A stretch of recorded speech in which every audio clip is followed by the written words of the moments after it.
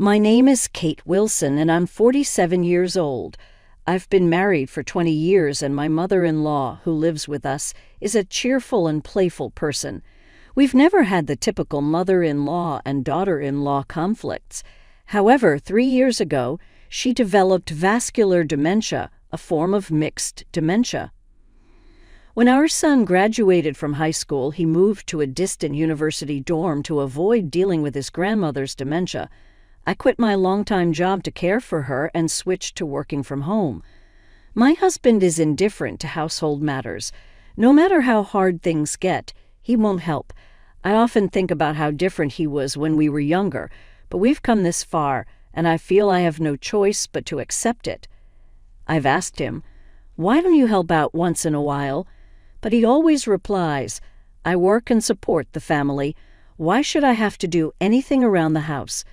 When I see young couples in the neighborhood with husbands who help out, take out the trash, go shopping, and care for the kids, I feel like I was born in the wrong era. I started noticing my husband's strange behavior about 4 years ago. He began treating me like a housekeeper and stopped having normal conversations with me. Yet when a call came in, he'd go into the bedroom and talk for a long time. Even when he was supposed to be sleeping, he'd be chatting on WhatsApp under the covers. I suspected something was going on, but our relationship was so cold that I didn't really care. Is he having an affair? What a fool, I often thought. I wondered what I would do if my mother-in-law were no longer around. Given my husband's attitude, I couldn't stand the thought of spending the rest of my life with someone like this. If it came to that, I'd probably get a divorce. One day it happened. My husband, Tony, announced he was leaving home with a large bag. Leaving? Is it a business trip or a transfer? No, I have a mistress. I've been putting up with this until our kid was out of the house. But now he's gone, I'm finally free. Even after the kid leaves, we still have to pay for his tuition, you know. Tuition will only last another 2 years. 3 years, actually. What? Why? Because he is still a freshman in college. Really? He was an idiot who didn't even know his own child's age. How foolish can he be? Even so, I'm leaving. I can't stand living in this house anymore. So you take care of Mom. You two burdens can get along. Get along? Sure, but I don't want to take care of a senile old woman. You've never helped with her anyway, so how can you say that? Besides, she's your mother. Don't you feel sorry for her? She's lived her whole life for you. I never asked to be born. I never thought I'd hear such words from a 50-year-old man. He sounded like a middle or high schooler. If he's going to be that stupid, I have my own plans. So since you have a mistress, we're getting a divorce, right? What? I mean, that's what you're saying, isn't it? You're leaving the house. If we get divorced and you stay in this house, then sure, I'll divorce you. What do you mean? Someone's got to take care of Mom. I don't want to, and my girlfriend doesn't want to deal with dementia either. So that means you're the one who has to do it. But if we get divorced, you'll take the opportunity to leave this house, won't you? Then there'll be no one to take care of Mom. I'd be blamed for abandoning her. Worst case, I might even be held legally responsible. So no, we're not getting divorced. But it makes more sense for you, her son, to take care of her than for me, her daughter-in-law. Think about your mom's feelings for once. I have thought about it, and that's why we're in this situation. I don't understand Mom at all, and neither does my girlfriend, so it's best for you to take care of her. Once she's gone, let me know. Then I'll divorce you. How can you think of your own parent that way? She's a burden. A senile parent is just a burden, and so are you.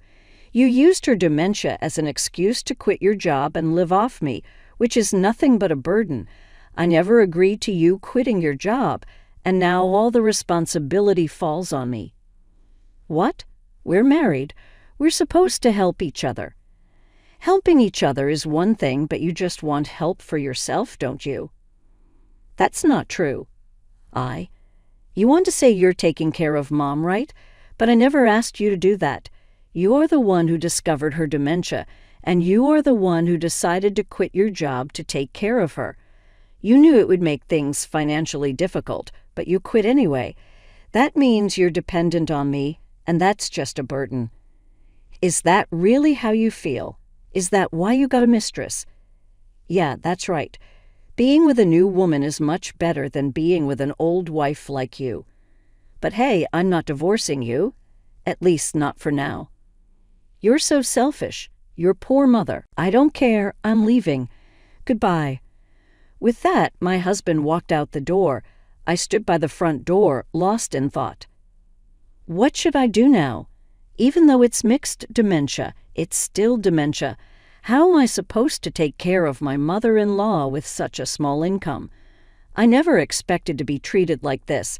As I was sinking into shock, my mother-in-law approached me. Kate. I wiped away my tears and turned to her with a smile. What is it, Mom? But there she was, my mother-in-law, with a clear and determined expression on her face. Moreover, she had a bright smile that I hadn't seen since before her dementia. Don't worry. Everything will be fine. Maybe we should move into a mansion. What? I was thrilled to see her clear smile for the first time in years, but her words brought me crashing down. There's no way we have money for a mansion. She's clearly not cured. She doesn't understand anything. A mansion, Mom? That's impossible. It's fine. I've been waiting for this day. Waiting for someone supposedly demented, she seemed unusually clear-headed. Normally, she'd be vague and unfocused, but today was different. What's going on? Shall we call a realtor? Mom. I didn't know how to respond, feeling at a loss for words. Should I just agree? Should I tell her the reality? But if I agreed and she actually called a realtor without understanding our financial situation, it would be a problem. Mom, we don't have any money, so a mansion is out of the question. I forced a smile, but sadness welled up inside me. Thinking I'd have to continue dealing with Mom's dementia, I couldn't help but wonder why I, the daughter-in-law, had to bear this burden. But then she said something completely unexpected and unbelievable. Kate, it's okay. All right, first I need to apologize to you. Huh. What for? The dementia was a lie. What? I was just pretending. Pretending? Yes, about 4 years ago, I overheard Tony talking to someone while you were at work. He was on the phone in the bedroom, and because it was on speaker, I could hear the other person's voice. It was a woman. She was talking about how I had quite a bit of money, and they were planning to get rid of you, live with me for a while, and then scam me out of my money before moving out. Since my mind was still sharp, I could live alone, they said. The woman didn't want to live with me, but she agreed to the plan. So the mistress he mentioned, yes, he's been seeing her for 4 years. When I heard that, I thought if that's their plan, then I'll play my own game. Wow. So I thought about what would be most effective. I even consulted with my doctor, who's been looking after me since I was young. We figured out what would make the woman not want to live with me. That's when I decided to pretend to have dementia. Huh. So I researched dementia symptoms and asked the doctor what to do. I made it look convincing, didn't I? Fooled you, didn't I? Yes, completely. An award-winning performance, right? I should have been an actress, and then I noticed your illness. Exactly. I knew you'd figure it out, Kate. You wanted to take me to the hospital right away, but you mentioned a specialist, which made me panic. For this plan to work, it had to be our doctor who knew about it, so we could coordinate. That's why you insisted on that clinic? You refused other doctors, but with that one, there was no resistance at all. That's right. This is unbelievable. Sorry, but other doctors wouldn't have cooperated. He was very cooperative indeed. Right, for full-blown dementia, I'd have to act 24/7, so I went with mixed dementia. That's where the doctor was a big help. Sometimes I slipped up, but since it was mixed dementia, it was okay, right? Yes, I suppose so. Thanks to that, Tony thought he needed you and decided not to kick you out. Serves him right, though I did quit my job because of it. Then, since he thought I was demented, he started slipping up more and more. It was easy to catch him. I didn't expect to keep it up for 4 years, though. I thought it would only take a year at most, but he was surprisingly stubborn. Still, he finally left, so it worked out in the end. But he's your son. Are you okay with this? He got involved with that manipulative woman and then tried to scam his own parent out of money. Not only did he refuse to take care of me, but he even left the house to avoid it. I can't believe he's my son. I see. Wasn't it tough for you these past 4 years? There were tough times, especially since I was deceiving you, Kate. I couldn't even go out for tea with friends or travel. I just kept thinking, get out already. But once you start, you have to see it through to the end, so I stuck with it. It seems like unnecessary effort, doesn't it? Doesn't it feel good now? She smiled as she said this. Is this story true? Was it really all an act, or could this be a symptom of her dementia? Right now, I couldn't be completely happy, and my uncertainty must have shown on my face. What's wrong? Aren't you happy it's all cleared up? Was it really just an act? Oh, you don't believe me. I get it. My performance was flawless. I'll call someone who can prove it. Talking to him will clear things up. She said so and then called the doctor. He laughed and said it was about time she revealed the truth. He even congratulated her on getting Tony to leave. Is this really okay? After hanging up, my mother-in-law smiled at me. See, it was true, wasn't it? Yes, it really was true. You weren't really demented. I'm sorry for deceiving you for so long, but because of it, I saw the truth. My grandchild didn't want to deal with any trouble and ran away, and my son ran off to be with a woman. The only one who always put me first was you, Kate. You were always there for me. I've always thought that once this was all sorted out, I'd make it up to you. From now on, let's be happy. I was happy to hear her words, but even more so, I was relieved that she wasn't really sick. All those hard days seemed to vanish like a lie. Now that it's all out in the open, let's move to a mansion. There's a condo I've been wanting to buy for a while. If we're going to move, let's move to a luxury condo. It's completely barrier-free, so if I ever become immobile, it'll be easier to take care of me. Of course, that's only if you stay with me. Of course I'll stay with you. I couldn't imagine leaving such a wonderful person. We had become like family. Really? That makes me so happy. And you know, there's a cafe, a restaurant, spa, and a bar. There's also a movie theater and a shopping mall. It's like a small city. You can live luxuriously without ever leaving the condo. And you can have pets, so you won't be lonely. It's a huge, luxurious place. Oh, and the security is top-notch. You won't find anything like it elsewhere. That sounds amazing. Amazing, right? I'd rather use it myself than let my son take it. Once we made the decision, my mother-in-law really bought the condo. We moved in quickly with the help of a moving company. After that, my mother-in-law and I enjoyed spa and movies together. As if the person she was 4 years ago had returned, we spent every day making up for the lost time, having fun together. 3 months later, my husband Tony contacted me. Hey, what's going on? Oh, it's you. What's the matter? The house is gone. Why is the house gone? Because we moved. Moved. Where's Mom? With me. What's going on? Why are you yelling so much? You left on your own, so it has nothing to do with you. What are you talking about? That was my house. You left. Where did you move to? We moved to a barrier-free condo. Why did you do that without my permission? I have to take care of her alone, so I want it to be as easy as possible since her own son won't do it. So you're really going to take care of the old woman by yourself? That's right. What did you do with the house? We sold it. Sold it. What about the money? Mom has it, of course.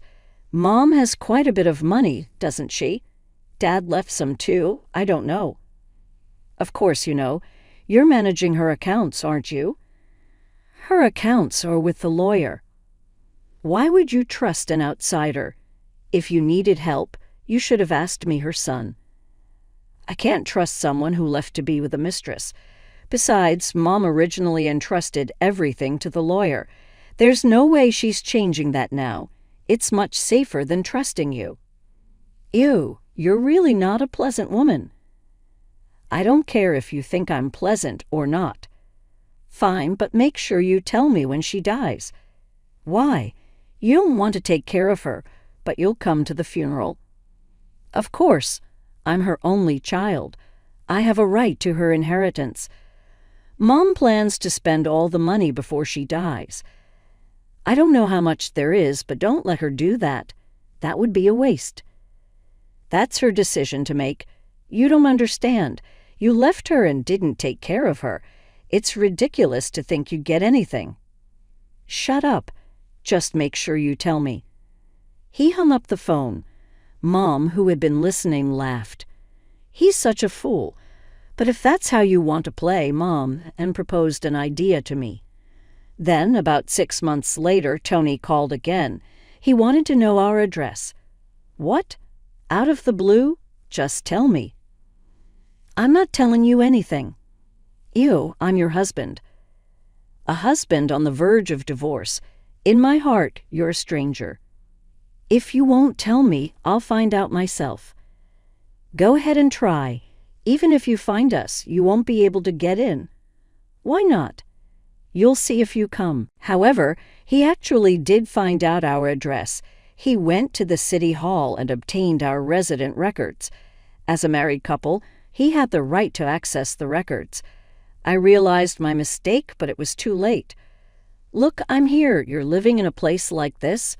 Open the door. He was yelling at the monitor in front of the entrance.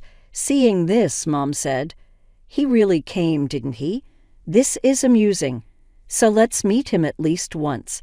She contacted the security office and asked for a guard to be present. When we went down to the entrance, the guard was already there and greeted us. Why is he here? When meeting someone dangerous, the security guard stays with us. That's the perk of living in a high-end condo. Are you saying I'm dangerous? Yes.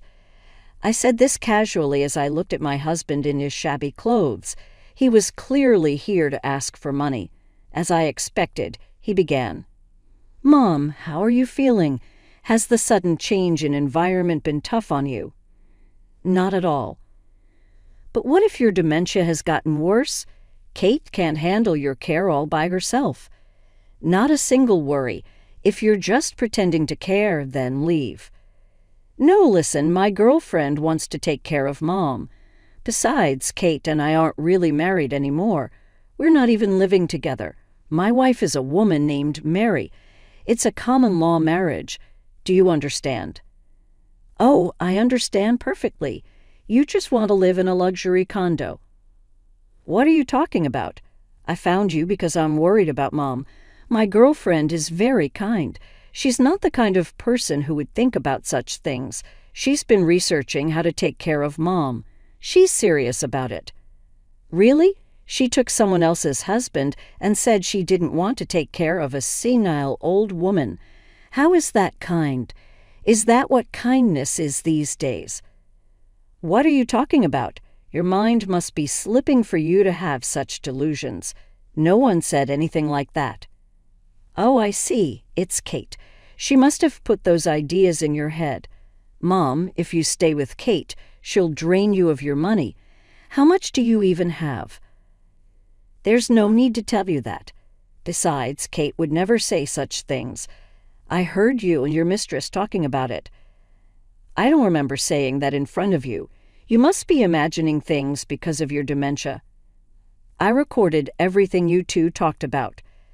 Then Mom played the recording of my husband and his girlfriend talking from 4 years ago.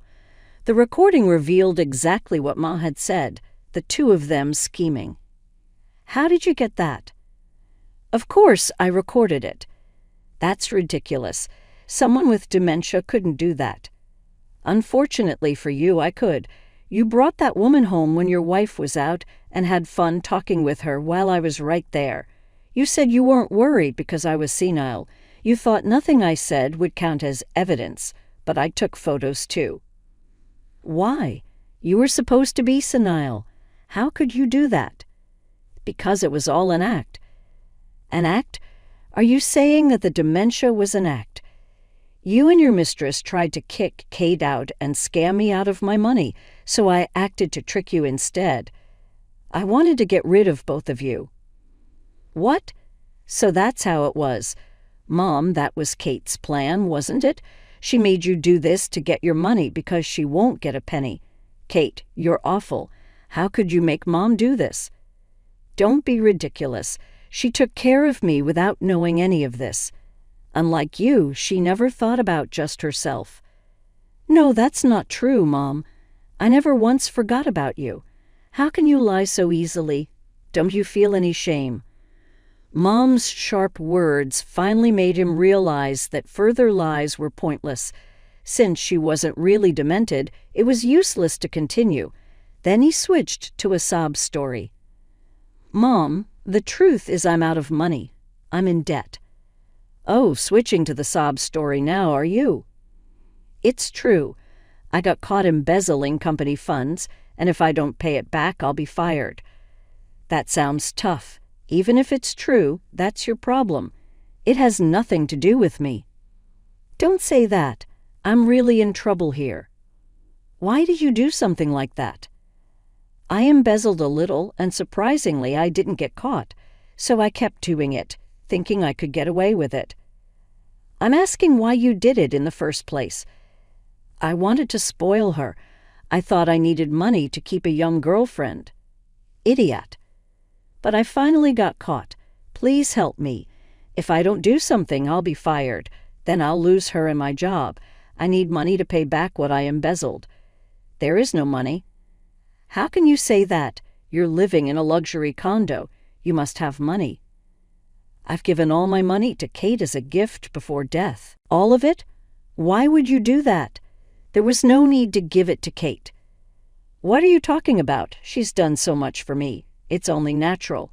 After I'm gone, inheritance issues could be complicated. That's why I passed it on while I'm still alive. Then how are you living? Kate is supporting me. What about my inheritance? I have nothing to give to someone who left. This is crazy. What am I supposed to do now? No, wait. Kate, we're still married. Help me. Yes, we are still married, so let's get a divorce. What? You said someone needs to take care of Mom, right? I will continue to take care of her. That's why she gave me her money. It was a gift before death, so a lot of it was taken as taxes, but there's still about $10 million left, so there's nothing to worry about. Kate will be able to live comfortably until she passes away. So if we're still married and you die, I'll get the inheritance. Therefore, I won't agree to a divorce. It sounds like you might try to kill me, so we're getting a divorce. No, we're not. I won't let you. Then I'll ask my lawyer to handle it. If you don't want a divorce, hire a lawyer too. I thought he would give up, but after a while, Tony came back asking to be let into the apartment. But I had no intention of letting him in or meeting him. He then called me from the entrance, whining. My girlfriend left me. She said she only stayed with me because she thought my mom had money. But when she realized she wouldn't get a penny, she called me worthless. I figured that was the kind of woman she was. She was furious, yelling, "How could you let yourself be tricked by an old woman like that?" And she said the dementia was fake. I was deceived. He's blaming others when he tried to deceive us, but everything was his fault. Even now, hearing his complaints, I have no intention of helping him. My girlfriend left me. I got fired. I have no money, and I have to pay back what I embezzled. Everything's falling apart, and now your lawyer is demanding alimony and child support. Why? You have money, so why demand it from me? I've lost everything. Please let me in. It's too pathetic to be homeless. Please let me in. This time I'll really change, take care of Mom, and help around the house. Please. Tony's desperate pleas were pitiful, but all I could do was laugh and think, serves you right. Later, I hired a detective to check if Tony's story was true. It turned out that it was true that his girlfriend had left him and he was fired from his job. However, he still had to pay back the embezzled money as well as alimony and child support to me. He was looking for a job, but because of his age, no one would hire him. The job he finally found was as a security guard directing traffic at a construction site. But he couldn't even do that properly and was often yelled at by the workers. Moreover, he didn't have a good reputation, so he often didn't get work, barely making enough to survive. There was no way he could pay back the embezzled money at this rate. If he couldn't pay it back, he would be criminally charged. The harder he tried, the more his life seemed to go in circles. He'd also moved out of the apartment he had lived in with his girlfriend because the rent was too high. He moved into a decades-old, run-down apartment, and he was troubled by drafts. Since then, he has come to the condo many times asking me to take him back or begging for money. Feeling sorry for him, I thought of helping him out, but Mom got angry. Mom said that he was crying to us because he hadn't reflected on his action. If he truly felt sorry, he would find a way to fix things himself. Indeed, she was right. As for me, I'm living happily with Mom. Her cheerful and playful nature always makes me laugh. Every day spent with her is a joy, and today we're enjoying movies together.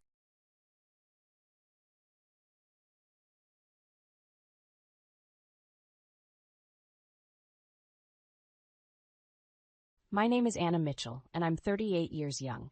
For the past 9 years, I've poured my heart into my skincare clinic, which has grown into a sanctuary of beauty and tranquility in the bustling heart of the city. My life, seemingly serene, was about to face an unexpected storm. It was a regular Thursday evening when Ethan, my husband of 4 years, casually dropped a bombshell over dinner. "I think it's time for Mom to move in with us," he said, as if discussing the weather. I paused, a forkful of salad suspended in midair. "Move in, as in permanently?" The words felt heavy in my mouth. Ethan nodded, oblivious to my shock. "Yeah, since Dad's gone, she's all alone. It's the least we can do." The news should have been a discussion, a decision made together. But there it was, presented as a done deal. My mind raced with images of Mrs. Harper, Ethan's mother, a woman of strong opinions and an even stronger presence, invading our peaceful home. But Ethan, our apartment isn't exactly spacious. Where would she even stay? I tried to keep my voice steady, but inside I was a whirlwind of anxiety and frustration. "We'll figure it out. It's important to me, Anna." His tone left no room for argument. I wanted to protest, to explain that this wasn't just about physical space, but about our space, our sanctuary. But I saw the resolve in Ethan's eyes, and something inside me deflated. "Okay," I sighed. "If it's just for a while, we can make it work." Ethan smiled, relieved, but I couldn't mirror his sentiment. That night I lay awake, staring at the ceiling, a sense of foreboding creeping over me. The following week, Mrs. Harper arrived, not with a suitcase, but with a moving company. Boxes upon boxes cluttered our once serene living room, and my heart sank. This was not temporary. It was a complete upheaval. "What's all this, Mrs. Harper?" I asked, trying to mask my dismay with a polite smile. "Oh, darling, I sold the house. This place is much nicer, and I thought, why not?" she chirped, her voice too cheerful for the gravity of the situation. I turned to Ethan, searching for an explanation, but he just shrugged. "Mom needs to be comfortable," he said. That night, as I squeezed past the boxes to reach my own bed, I realized the invasion had just begun. My home, my sanctuary, was slipping away, and with it, a part of my soul screamed in protest. But little did I know, this was just the tip of the iceberg. The real storm was yet to come. The arrival of Mrs. Harper marked the beginning of a new, uninvited chapter in our lives. Her presence, once sporadic, became a permanent fixture, transforming our home into a space I hardly recognized. One evening, about a week after her arrival, I found Ethan and his mother in the midst of a lively conversation in the living room, now cluttered with Mrs. Harper's belongings. "Anna, come join us," Ethan beckoned, his tone unusually cheerful. As I approached, Mrs. Harper's eyes scanned me with a mixture of curiosity and judgment. "Anna, dear, I was just telling Ethan how cozy this place is. Much better than living alone in that big old house." "Ethan, we talked about this being temporary," I whispered, trying to keep my composure. He brushed off my concern with a wave of his hand. "Mom's happy here. Isn't that what matters?" The conversation turned to mundane matters, but I felt a knot tighten in my stomach. This was not the agreement. This was not the life I had envisioned. In the following days, the situation worsened. Mrs. Harper, with her lavish tastes and disregard for boundaries, treated our home like her personal playground. The once orderly living room was now a maze of her possessions, and the tranquil ambiance I cherished was replaced by a constant buzz of her activities. "Ethan, we need to talk," I said one evening, finding him alone in the kitchen. "Your mother, she's taking over our home. We need to set some boundaries." He looked at me, his expression a mix of annoyance and indifference. "Anna, she's just trying to make herself at home. You're overreacting." "Overreacting? Overreacting? Ethan, look around. This isn't a home anymore. It's a storage unit for your mother's things." He shrugged, unmoved. "If you're so unhappy, maybe you should consider leaving." His words hit me like a physical blow. Leave? My own home? But as I looked around at the alien environment that my home had become, I realized he was right. This was no longer my sanctuary. It was time for me to reclaim my space, my peace. That night, with a heavy heart, I packed a suitcase with my essentials. I glanced around the apartment one last time, a silent farewell to a chapter of my life that was closing. As I stepped out into the cool night air, I felt a mix of sadness and relief. I was leaving behind a part of my life, but I was also stepping into a new beginning, one where I would not be overshadowed by the whims of others. I found refuge in a modest hotel room that night, the city lights twinkling like distant stars. Alone with my thoughts, I reflected on the path that led me here. My journey from a passionate beautician to a successful clinic owner was a testament to my resilience and ambition. But my personal life, it seemed, had taken a detour I hadn't anticipated. Ethan and I had met in a serendipitous encounter at a local cafe. He was charming, with a carefree spirit that complemented my meticulous nature. Our relationship blossomed into marriage, a union I believed was built on mutual respect and understanding. Yet, here I was, feeling like a stranger in my own life. The following days were a blur of emotions and decisions. I temporarily relocated my clinic to a smaller, more affordable space and dove into work. It was my sanctuary, a place where I felt in control, empowered. But the image of our cluttered apartment, now overrun by Mrs. Harper's possessions, lingered in my mind. Ethan's words echoed in my ears, "Maybe you should consider leaving." It wasn't just about the physical space. It was about respect, about being heard. I realized Ethan's perception of our life together had been a facade, masking his apathy and entitlement. Determined to confront the situation, I arranged to meet Ethan at a neutral location, a quaint coffee shop where we had shared many moments in the past.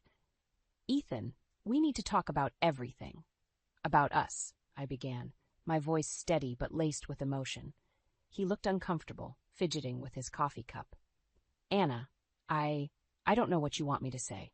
I want you to understand that what happened wasn't just about your mother moving in. It's about us, about how you disregarded my feelings, and my presence in our home." Ethan sighed, a look of realization dawning on his face. "I didn't see it that way. I just thought—" "That's just it, Ethan. You didn't think about us, about me. You made a decision that affected both our lives without even considering how I would feel." The conversation was difficult, filled with moments of silence and unspoken truths, but it was necessary. By the end, it was clear that our paths had diverged. The love that once bound us had frayed under the weight of unmet expectations and unspoken grievances. As I walked away from the coffee shop, a sense of closure washed over me. It was time to turn the page, to start a new chapter in my life, one where I was the author of my own story. In the weeks that followed, I immersed myself in my work, finding solace in the familiar routines of my clinic. Each facial treatment I performed was not just a service to my clients, but a therapeutic ritual for my own healing. Yet, in the quiet moments, my thoughts drifted back to Ethan and the life we had shared.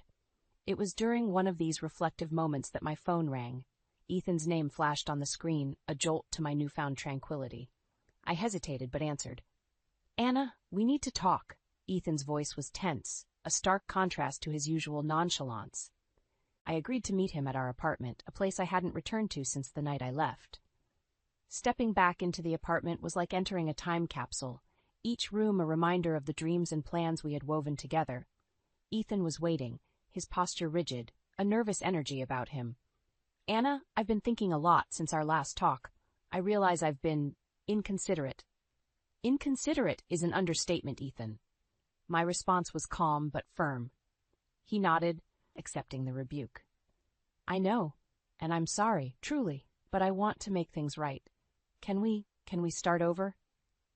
The offer hung in the air, heavy with the weight of our past. Part of me yearned for the comfort of what was familiar, of the love we once shared, but another part, stronger and more resolute, knew that some paths, once diverged, cannot be rejoined. "Ethan, I appreciate your apology, and I believe you're sincere, but too much has changed. I've changed. We can't just erase what happened and start over." He looked crestfallen, the reality of my words sinking in. "I guess I was hoping. But you're right. I just wish things could have been different." As I left the apartment for the last time, I felt a chapter closing behind me. It was a chapter filled with love, learning, and ultimately letting go. The pain of the past was still there, but it was now a part of the tapestry of my life, a tapestry I was weaving with new threads of strength and independence. As the days turned into weeks, my new reality began to take shape. I poured my energy into revitalizing my clinic, introducing new services and workshops that resonated with my own journey of self-care and empowerment. My clients, new and old, embraced these changes, and I found joy in their transformations, both skin deep and beyond. The clinic became more than just a business. It was a testament to my resilience, a place where I could channel my experiences into something beautiful and healing. My confidence grew, not just as a businesswoman, but as an individual forging her path. It was during this period of growth that Ethan re-entered my life, albeit in a way I hadn't anticipated. One evening, as I was closing the clinic, my phone buzzed with a message from him. Hesitant, I opened it to find a plea for help. "Anna, I'm in trouble. Can we talk?" The message was vague, but something in the tone suggested a seriousness I couldn't ignore. We agreed to meet at a local park the following day, a neutral ground amid the autumn leaves. Sitting on a park bench, Ethan looked different. The carefree demeanor was gone, replaced by a weariness that seemed to weigh on him. "Anna, I messed up," he began, his voice strained. "After you left, things with my mom got out of hand. I didn't realize how much we were spending, how much debt we were accumulating. I'm drowning." His words were a confession, an admission of the chaos he had found himself in. As he spoke, I felt a mix of emotions, surprise, sympathy, but above all, a reaffirmation of the decision I had made to leave. "Ethan, I'm sorry you're going through this, but I can't help you. You need to take responsibility for your actions and find a way to deal with this." He nodded, a resigned acceptance in his eyes. "I know, I guess I was hoping for a miracle." Our conversation was brief, but it was clear that Ethan's journey was taking a different path, one filled with its own challenges and lessons. As I walked away, I realized that while our lives had diverged, I hoped he would find his way, just as I had found mine. Life has a way of coming full circle, and in the months that followed, this adage proved true. My clinic flourished, becoming a beacon for those seeking not just beauty treatments, but also a sense of community and empowerment. I had found my stride, balancing the demands of my business with the fulfillment of personal growth. Then came an unexpected turn. One busy afternoon, as I was consulting with a client, my phone rang persistently. Excusing myself, I stepped out to answer, finding Lisa, my cousin and the owner of the apartment I once shared with Ethan, on the other line. "Anna, there's trouble." Lisa's voice was tense. "Ethan and his mother are facing eviction. They haven't paid rent in months, and now they're asking for my help." The news was a shock, but not entirely surprising. Ethan's financial recklessness had been a growing concern, one that I had distanced myself from. Lisa's request was clear. She needed my help to sort this out, to confront Ethan and his mother about their obligations.